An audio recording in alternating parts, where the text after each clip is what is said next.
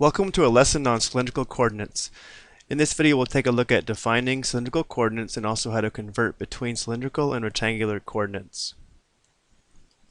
In a cylindrical coordinate system, a point P in space is represented by the ordered triple r, theta, and z. R theta is the polar representation of a point in the xy plane, where r is a directed distance from the origin in the xy plane, and theta is the angle counterclockwise from the pole or positive x-axis in the xy plane. And z is the directed distance up or down from r theta in the xy plane. So this might be a little bit small, but if we consider the location of point P in space, r would be the distance from the origin or pole in the xy plane. Theta would be the angle of rotation from the positive x-axis or polar axis, which would bring us to here, and then the z-coordinate would tell us whether to go up or down. Let's take a look at an animation that illustrates this a little bit better. As we increase r, we're moving along the positive x-axis or polar axis. As we increase theta, we rotate counterclockwise from the polar axis or positive x-axis, as we see here. And as we increase or decrease z, we will either move up or down. And here you can see why it's called the cylindrical coordinate system. Any point could be viewed as on a cylinder. And here's a location of that point in space.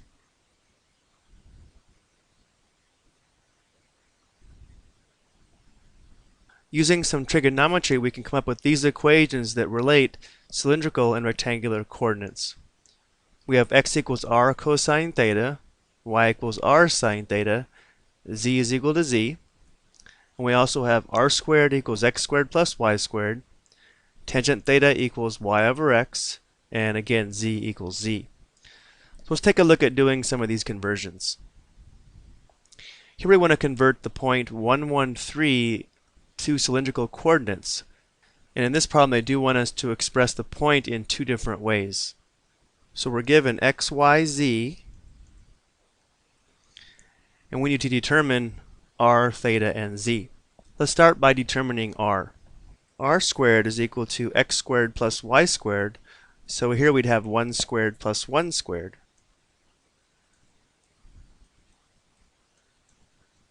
So we have r squared equals 2. Take the square root of both sides. Remember, in polar coordinates, r can be positive or negative, but for our first point, let's go ahead and use the positive value of r, so we'll let r equal the square root of 2. So for our polar coordinates, we can use r as the square root of 2. Remember, z is equal to z, so we know the z-coordinate would be 3. And now we need to determine the value of theta, and we can use the second equation here where tangent theta is equal to y over x. So tangent theta is going to be equal to 1 over 1. This should remind us of a 45, 45, 90 right triangle.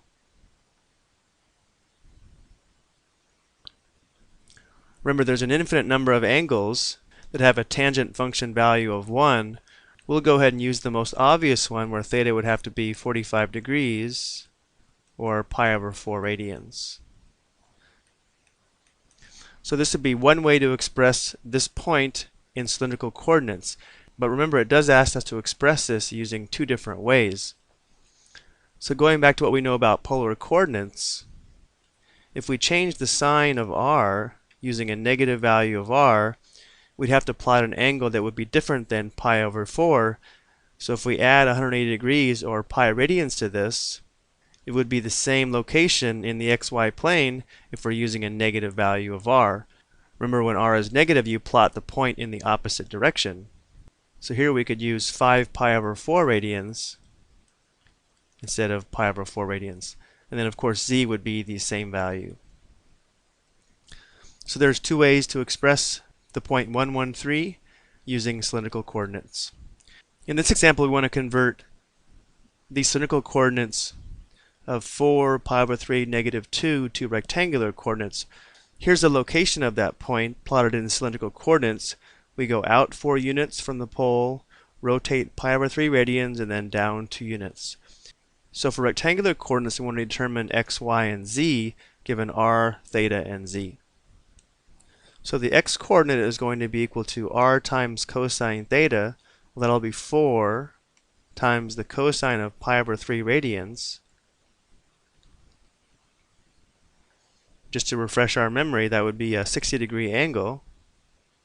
So using the 30, 60, 90 right triangle,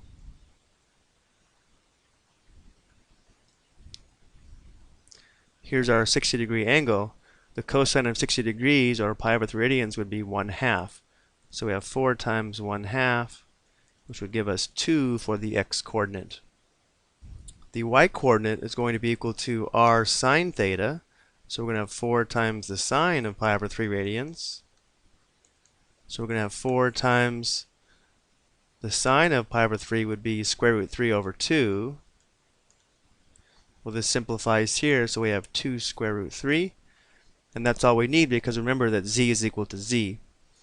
So the rectangular coordinates for this point would be 2 square root 3, and -2 for the z coordinate. Now, one last thing I want to mention about cylindrical coordinates. We will talk about cylindrical equations in the next video, but there are some surfaces that are very convenient to represent using cylindrical equations. Here we have r equals 3, which creates a circular cylinder. R equals z would be a cone. R equals the square root of z would be a paraboloid. And theta equals pi over 4 would be a plane, as we see here. So we'll talk more about cylindrical equations in another video. I hope you found this video helpful. Thank you for watching.